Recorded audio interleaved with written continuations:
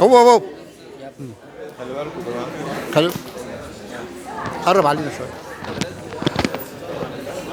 عبد الله عبد الظاهر يحييكم من داخل مسرح الواي بسوتر بالاسكندريه في عمل مسرحي كبير جدا. العمل من تأليف المؤلف الجميل بهجت نسيم وإخراج الأستاذ فادي بهجت في مسرحية اسمها لعب عيال. أنا لسه قايل هي اسمها لعب عيال، لكن هي في الواقع لا، هي مش لعب عيال. احنا جينا فعلا على اساس نتفرج على لعب عيال وهزار، لكن في المسرحيه في الواقع المؤلف الجميل بهجت نسيم حب يوصل لنا رساله ان المسرحيه مش لعب عيال، المسرحيه فيها مواقف وحاجات تخص المجتمع المصري قدر يناقشها ويعالجها. بنقول له اهلا وسهلا بيك الاستاذ بهجت نسيم في المسرحيه الجميله اللي انت فاجئتنا بيها النهارده. الله يخليك واهلا وسهلا بحضرتك، انت اللي شرفتنا. الله يخليك. انا عبد الله عبد الظاهر معاك. اهلا وسهلا استاذ عبد الله. الله يكرمك. وكمان معانا مفاجاه، يعني صراحه انا شايف عادل خيري الصغير، عادل خيري اللي هو حصل في مسرحيه الا خمسه.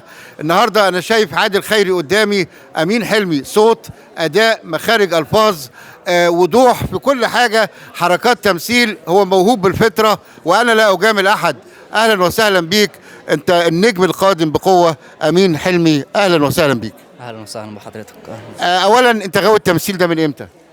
انا كنت بمثل وانا عندي بتاع 6 7 سنين كده، من زمان خالص. في ممثل قدوه قدامك بتقلده ولا انت يعني لك ستايل معين خاص بيك؟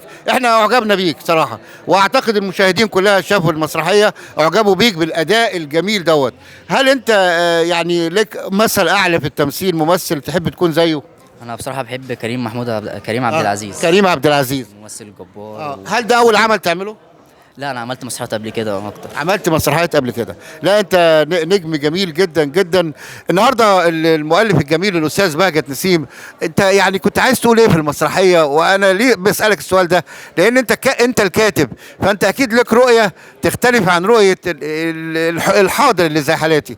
عايز تقول ايه في المسرحيه للجمهور؟ هي طبعا كان واحنا بنكتب المسرحيه كان الهدف منها ان احنا نستعرض امكانيات الممثلين بحكم ان هم خريجين ورشة تمثيل. تمام. ونبين قدراتهم على التمثيل، فاخترنا منهج التمثيل داخل التمثيل او كشف اللعبة المسرحية. وبدأنا نشتغل على نتكلم على التمثيل، وبقينا ننقل من مشهد لمشهد، بتناقش حاجات كتير جدا زي التنمر، زي البطالة، زي الأسعار الغالية، زي التحرش، زواج الشباب والأنوثة. لا أنت مسكت موضوعات قوية. أنا على فكرة أنا بحييك تحية قوية، لأن أنت مش عايز أقول مسكت، أنت عفقت المشاكل اللي بتوجعنا وبتمسنا. طبعا. وبجانب إن إحنا يبقى في جرعة كوميدي، لكن طبيعي إن إحنا نناقش مشاكلنا ونحاول نوجد حلول يعني.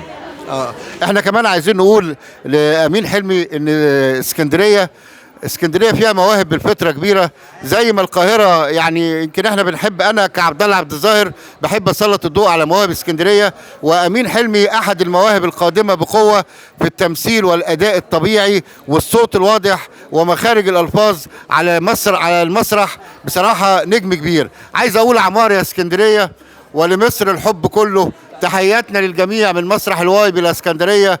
وكان معكم عبد الله عبد الظاهر عضو في نقابه علمين اسكندريه، يحيي الجماهير ويحييكم على هذا اللقاء السعيد. شكرا لكم.